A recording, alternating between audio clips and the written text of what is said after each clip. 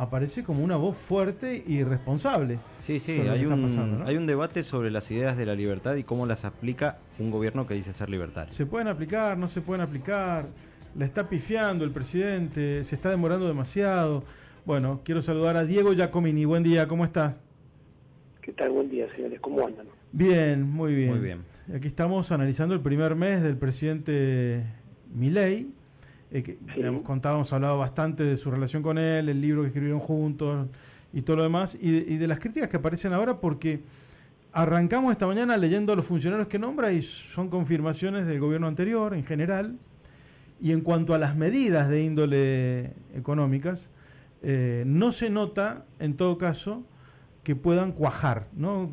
¿Cómo lo ve usted, que ha sido crítico, pero usted aparte lo comprende mejor por dos cosas? Comparte el ideario libertario y ha sido muy amigo de él durante muchísimo tiempo, ¿no? Sí, de hecho, hemos escrito 4 libros juntos, ¿No? entre el 2014 y el 2019. Fueron 4 libros en... ¿cuántos años? 2014, 2019, 6 años. Mire, a mí realmente lo que sucede es que me parece que, primero y antes que nada, en el centro neurálgico del plan económico, como vengo explicando, hay un blanqueo, la pretensión de un blanqueo oculto, no legislado, que básicamente es un desahorro del sector privado. O sea, están buscando que el sector privado desahorra y escupa dólares. Lo cual en realidad, en términos macroeconómicos, se para exactamente en la vereda opuesta de la escuela austríaca, ¿no? Que podríamos ponerlo en términos sencillos como que es la escuela del pensamiento económico más liberal de todas. Claro. De hecho, es la escuela del pensamiento económico a la cual adhiero yo y a la cual Javier Milei siempre ha confesado que yo se la había mostrado, yo lo había acercado a esa escuela del pensamiento y él adhería. ¿Por qué digo esto? Porque la escuela austríaca dice que la base del crecimiento económico es el ahorro. O sea, cuando uno ahorra más, cuando en una economía el sector privado ahorra más, está sentando las bases para un mayor crecimiento sólido y sustentable en el futuro. ¿Okay? Ahora, y esto es todo lo opuesto. ¿Por qué? Analicémoslo. Javier Milei sube el dólar oficial. Es más, voy a decir a propósito. Sí. El programa económico del PRO, inserto en el gobierno de Javier Milei, hace todo lo opuesto. Y vayamos a las fuentes. Por un lado, tenemos a la ministra de Seguridad, Patricia Bullrich, que cuando era precandidata a presidente, en agosto del 2022, en una entrevista en A24, confesó: Argentina va a tener que salir con el ahorro de los argentinos, porque no va a haber entrada de capitales. Búsquenlo, sí. Lo van a encontrar. Es un video que se ha visto miles de veces, sí. Claro. Exactamente. O sea, si Argentina tiene que salir con el ahorro de los argentinos, voy a hacer desahorrar a los argentinos, porque necesito usar el ahorro de los argentinos. Lo dijo Patricia Bullrich. Bueno, ¿cómo se ve esto? Muy sencillo. Javier Milei y su gobierno sube el dólar oficial 121% y pone un crawling peg del 2% mensual para el dólar oficial. ¿Esto qué muestra? ¿O qué genera, mejor dicho? Eso aumenta el costo de los insumos, los bienes intermedios, los bienes de capital. Perfecto. Al mismo tiempo, sube todas las tarifas, por ejemplo, las energéticas. Al mismo tiempo, aumenta la presión tributaria. ¿Ok? Y todo esto es acompañado, como el mismo Javier admite, que va a ser acompañado por una gran recesión, ¿ok? Y una fuerte aceleración inflacionaria. ¿Esto qué implica? Que el flujo que generen las pymes argentinas, el flujo de facturación, de ventas que generen las pymes argentinas, en términos reales, no va a alcanzar para poder pagar todo el circo que tienen las empresas. O sea, si las empresas quieren pagar sueldos, mantener la producción, comprar insumos, pagar las tarifas, etcétera, etcétera, etcétera, van a tener que echar mano sus dueños, sobre todo las pymes, a los ahorros en dólares que tengan. ¿Al dólar colchón sería, Giacomini? Exactamente. Listo. O sea, son los dólares que tenemos fuera del sistema, en líneas generales, para que la gente entienda. Exactamente. Exactamente. Del otro lado, pasemos a las familias, que es más importante, porque en una economía las que los ahorradores son las familias, y las empresas toman crédito, no ahorran del ahorro proveniente de la familia. Familias, a las familias le hacen la doble Nelson. ¿Por qué la doble Nelson? Como Martín Cadaragian. Sí, sí, sí. ¿Por qué? Me hizo acordar de inmediato, sí, sí.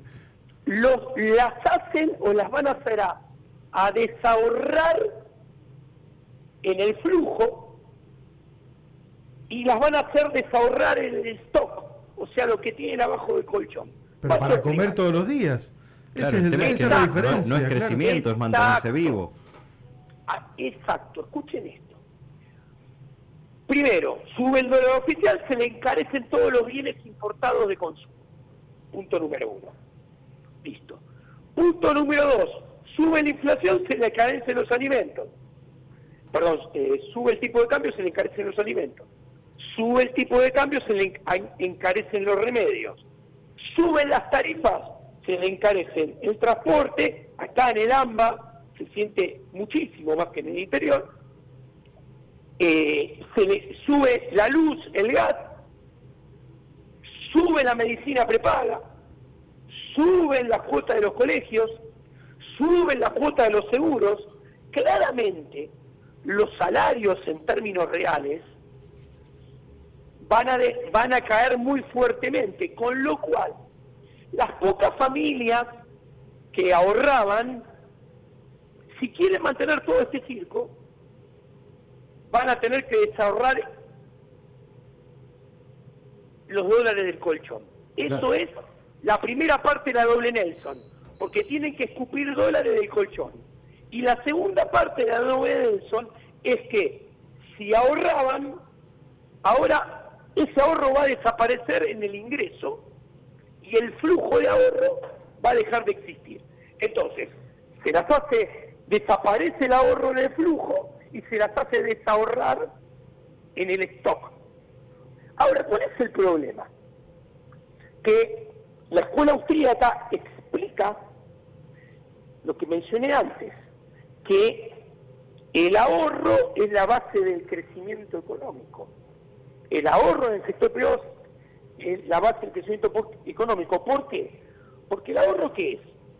Uno, dejo de consumir en el presente, ahorro. ¿Para qué ahorro? Para consumir más en el futuro. Ahora, ese ahorro mayor en el presente, que explica la escuela austríaca, baja la tasa de interés genuinamente.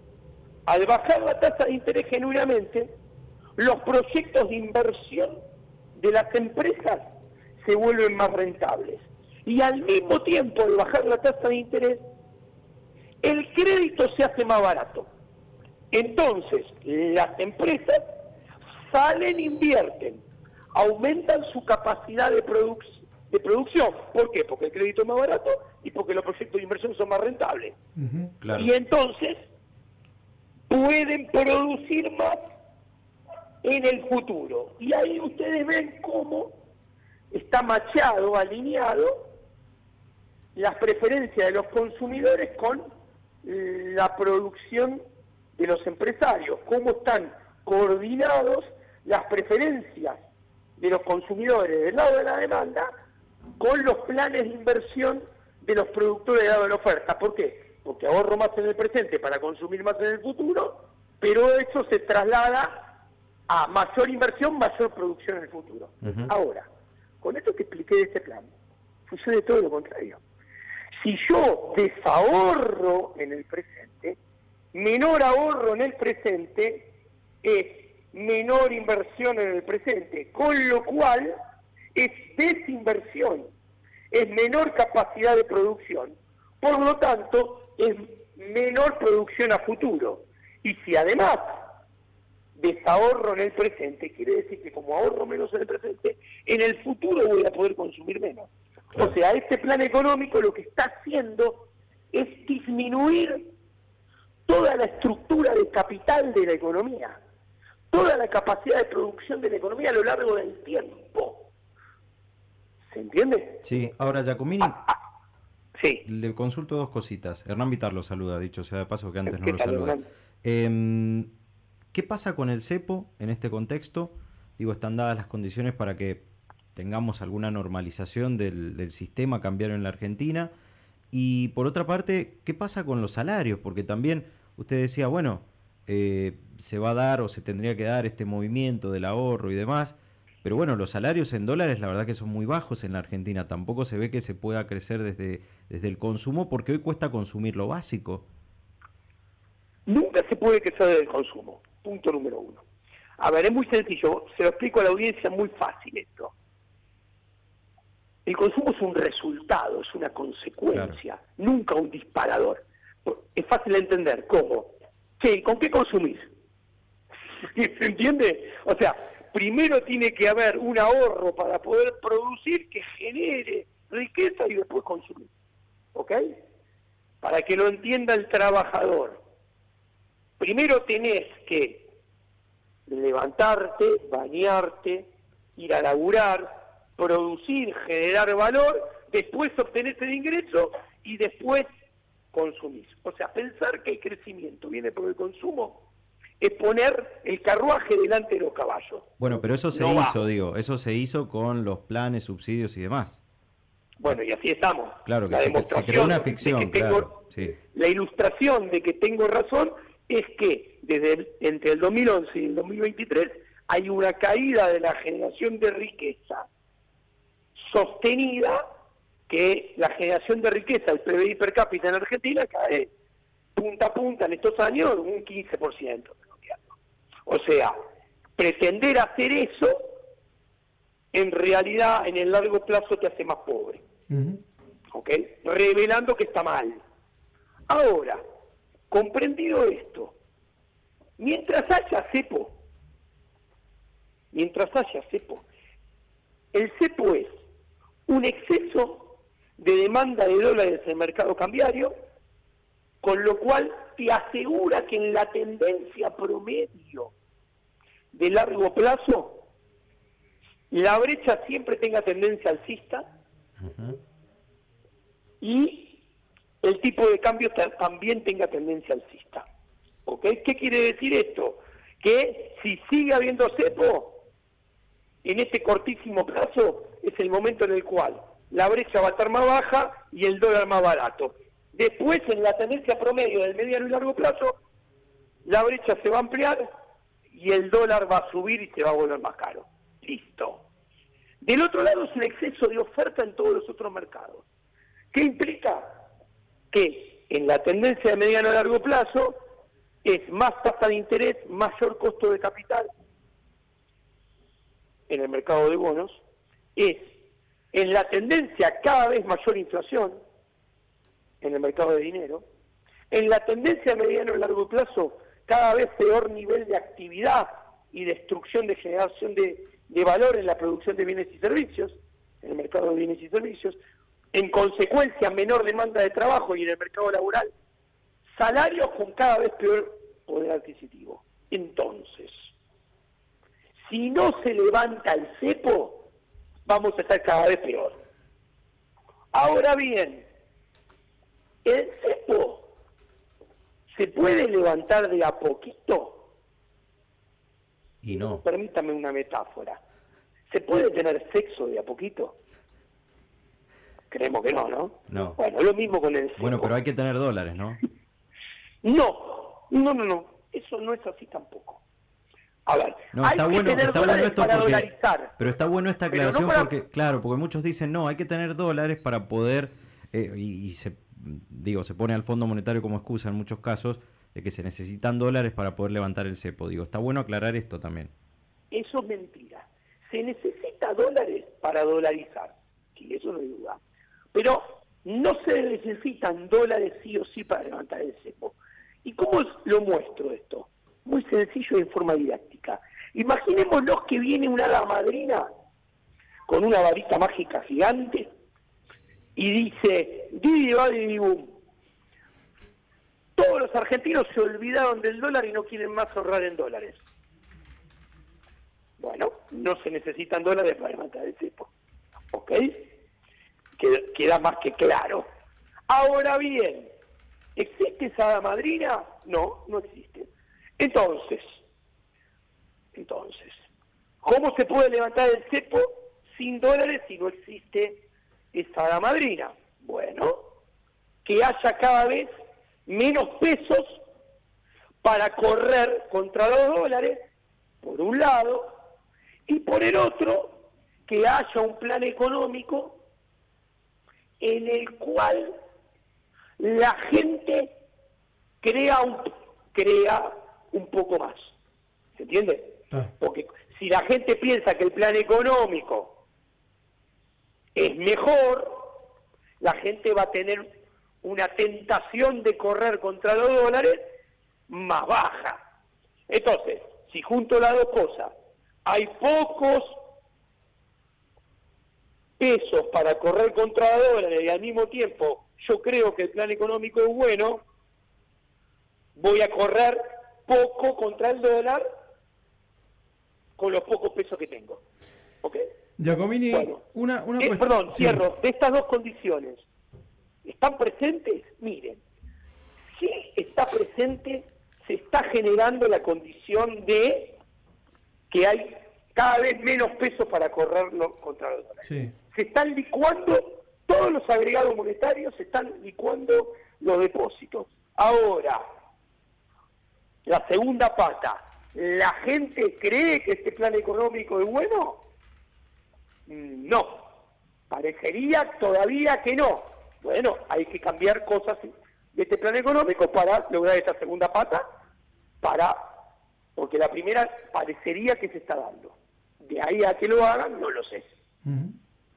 Hay dos cosas que quería mencionarle, ya nos queda muy poco tiempo, pero me parece relevante, Sí. atento que podamos hablar con usted y está siendo tan claro, ¿no?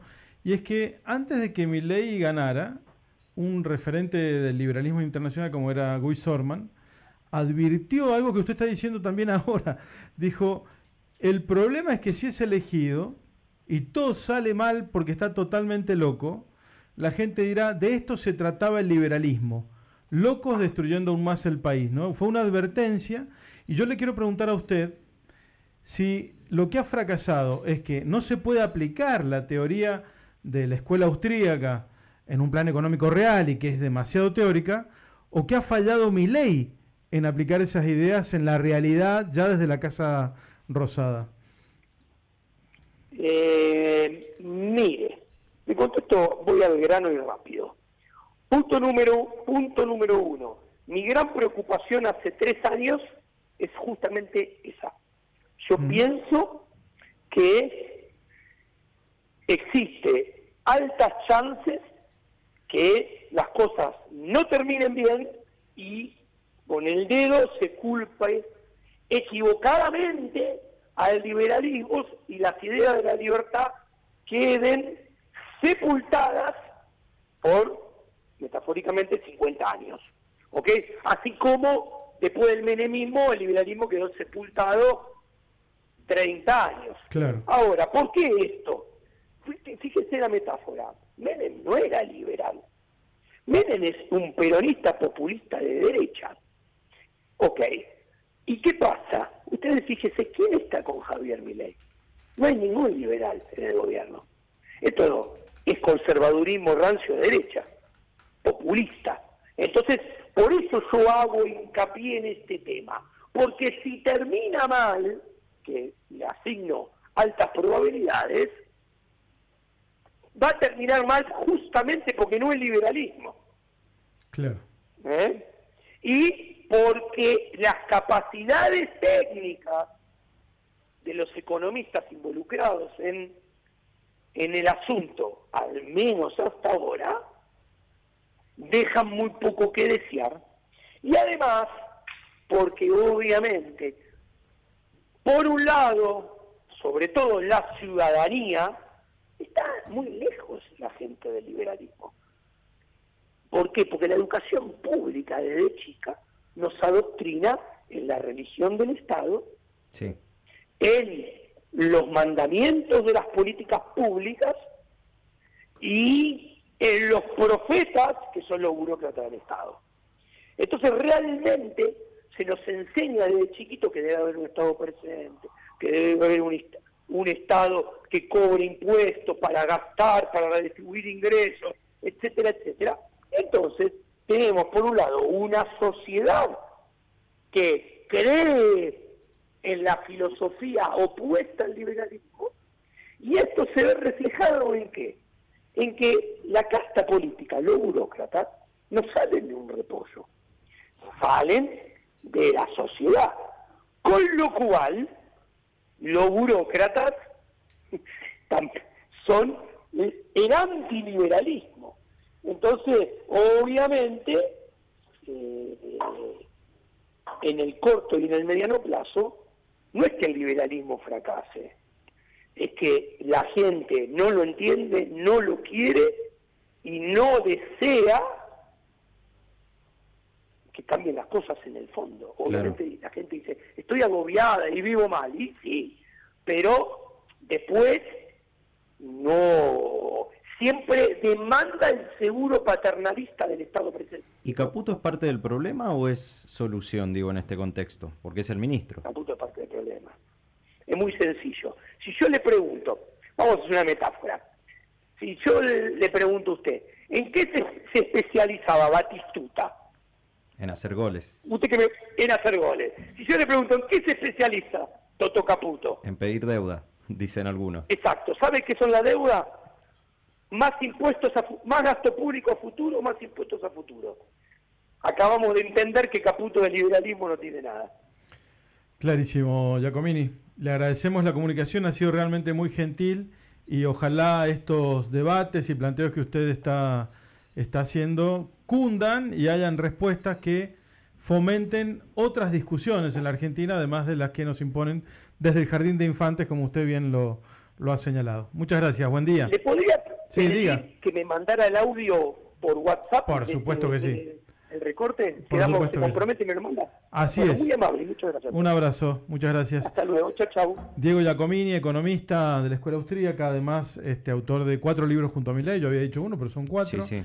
Tiene otros libros por sí solos, es interesante escucharlo desde la teoría y además, como lo dije antes y lo voy a repetir ahora, como astilla del mismo palo de Milei, sus pinchazos producen infecciones que seguramente le duelen bastante al presidente. Grandes títulos que ha tirado en esta nota y que seguramente vas a leer en un rato en muchos medios de comunicación.